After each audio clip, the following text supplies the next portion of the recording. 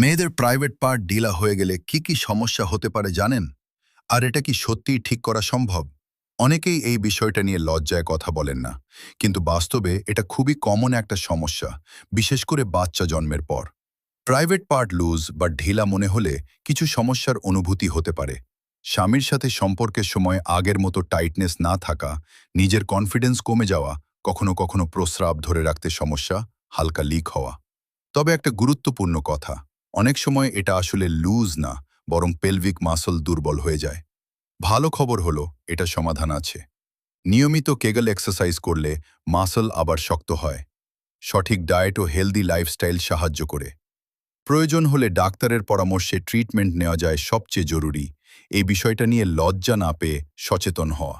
কারণ এটা কোনো লজ্জার বিষয় না, এটা একটা হেলথ ইস্যু যার সঠিক সমাধান সম্ভব।